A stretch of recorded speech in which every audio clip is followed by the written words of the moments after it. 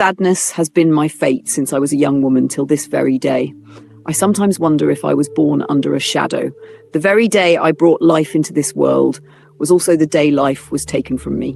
My husband, the only man I ever loved, drew his last breath the same night my only child cried his first. Some people said it was a curse, others said it was destiny, but for me, it was simply the beginning of a long journey of tears. I held that child in my arms and promised myself that if sorrow had stolen my husband, it would not steal my son. I would raise him, protect him, and give him every chance in life that I never had. From the start, he was different. Bright eyes, gentle spirit, and a mind sharper than any of his peers. By the time he entered the seminary, even the priests whispered that he was destined for greatness. This one is favored, they would say. And indeed, he was. He excelled in studies, he prayed with such fire that even older men envied him, and he had a humility that drew people close.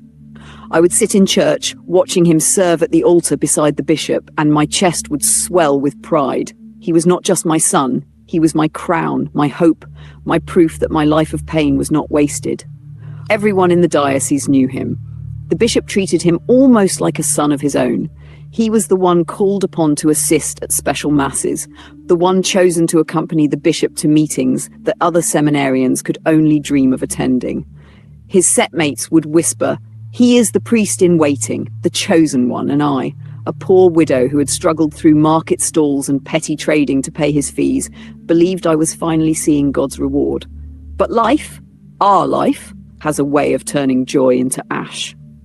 Just 2 months before his ordination as a deacon, he was sent on an official assignment alongside a priest, a simple journey, one of those errands seminarians often undertook. I prayed for him that morning, as I always did, not knowing that prayer would not shield him from what awaited. That journey broke him. An accident, sudden and cruel, left both my son and the priest scarred in ways deeper than bone. When the doctors came to me with their hushed voices and heavy faces, I did not understand the weight of the word they used. Impotent.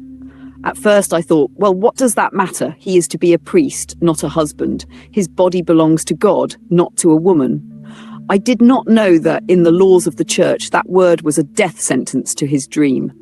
When they told me my son could not be ordained, I laughed. Yes, I laughed.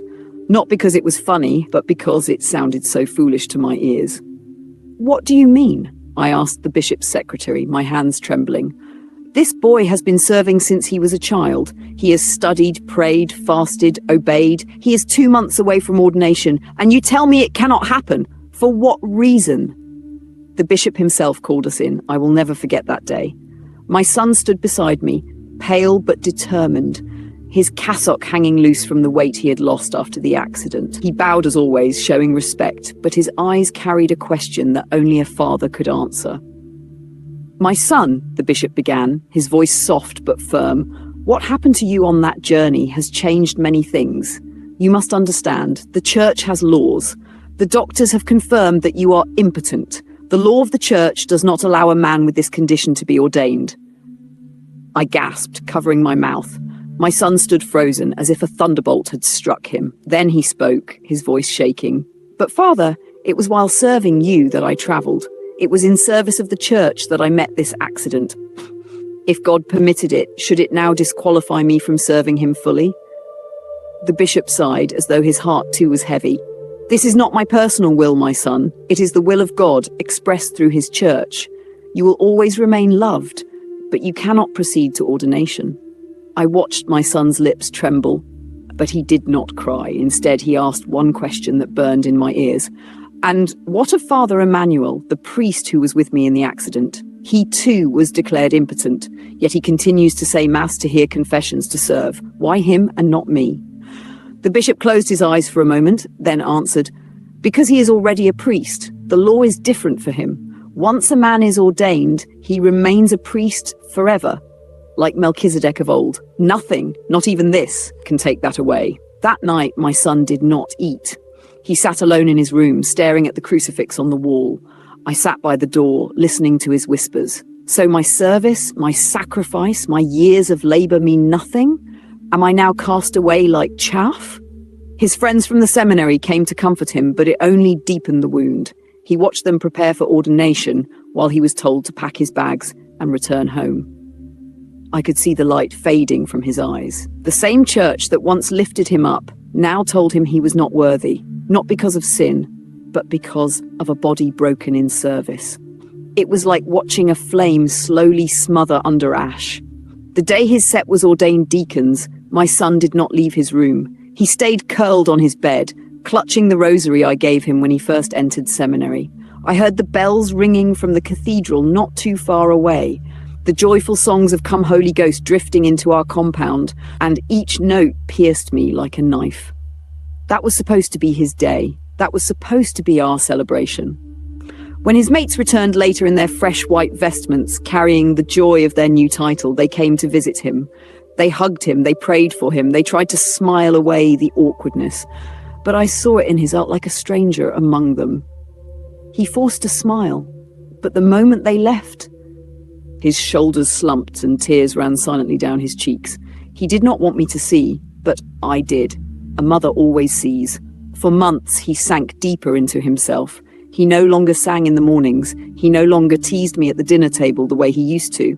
His laughter, oh, how I missed that laughter, became a memory. Instead, silence became his companion. He would sit by the window, staring at the seminary gates he once entered proudly, now barred to him. The following year, when his set mates were ordained priests, the wound reopened wider than before. He watched them wear chasubles, raise the chalice, and receive blessings as father. I was there in the crowd, torn in two, proud for those young men, yet broken for my son who should have been among them. I turned to look at him, standing behind me in plain clothes, no cassock, no title. His eyes were red, but no tears fell. He whispered under his breath, "That should have been me, Mama." That should have been me. Depression became his shadow. He walked through life like one abandoned. Parishioners who once called him our future priest now patted his back with pity, whispering, "What a waste." That word, waste, it killed him slowly. He began to avoid people, to hide from the church he once loved. One evening, I found him sitting in darkness, staring at the crucifix. His voice was cold when he said, "Mama, do you know what hurts the most? That I was discarded, not for sin, not for scandal, but because my manhood no longer works. Is that what God requires? Is priesthood a sacrifice of flesh or a sacrifice of heart?" I had no answer. I only held his hand and wept, praying that somehow God would heal the wound I could not touch. But deep inside, I feared a storm was gathering in his heart, one that even a mother's love might not be able to calm. The day he went back to the bishop's office, I begged him not to. I held his hand, tears in my eyes, pleading, "My son, let us accept what has happened. God's ways are not our ways. Do not reopen this wound." But he pulled his hand from mine and said, "Mama, if I do not ask again, my soul will not rest." I followed him that day, though he did not want me to. The bishop received us kindly as always. He loved my son, I cannot deny that. He motioned for him to sit, but my son remained standing, his eyes fixed on the crucifix that hung above the bishop's desk. "Your Excellency," he began, his voice steady but trembling underneath. "I beg you once more, I have given everything for this calling. My youth, my strength, my very body in service of the church. I did not choose this wound, it found me while serving. And now you tell me it disqualifies me from the altar. Tell me, is priesthood a matter of the body or of the soul?" The bishop sighed heavily, removing his glasses. "My son, you know I love you, but the church has spoken on this matter for centuries. It is not my personal decision. Impotence is an impediment. The law binds my hands. I cannot ordain you." My son clenched his fists, his chest rising and falling with anger. "But the priest who travelled with me, he is impotent too, yet he says mass every day. Why him and not me?" The bishop's answer was calm, but it cut like a blade. "Because he is already a priest. Holy orders, once conferred, can never be removed. He is a priest forever in the order of Melchizedek. You, my son, are not yet ordained. The law does not allow me to take you further." I saw my son's face harden, a storm raging in his eyes. He stepped closer, his voice low but sharp. "So the church I gave my life to tells me I am unworthy, not for sin, but because of what I lost while serving it? You say a priest is forever. Then tell me, Bishop, are you a priest forever?" The bishop looked straight into his eyes and answered, "Yes, I am." Silence filled the room. I felt a chill run through my body, a darkness I could not explain. My son's next words sent a shiver through me. Then let us see. Before I could scream, before the bishop could rise from his chair, my son pulled a pistol from his pocket. The blast was deafening. The bishop fell, blood staining his sock. My scream tore through the air, but it was too late. My son turned the gun on himself and pulled the trigger. In one instant, my whole world collapsed. When I buried my son, I buried the last piece of myself. From the day I lost my husband, I clung to that boy as my reason to live. I sold Gary by the roadside, carried loads in the market, and endured hunger so he could eat and learn. I poured all my life into him, believing God would reward me through his priesthood. And yet I stood by 2 coffins that day, one for a bishop, one for my son.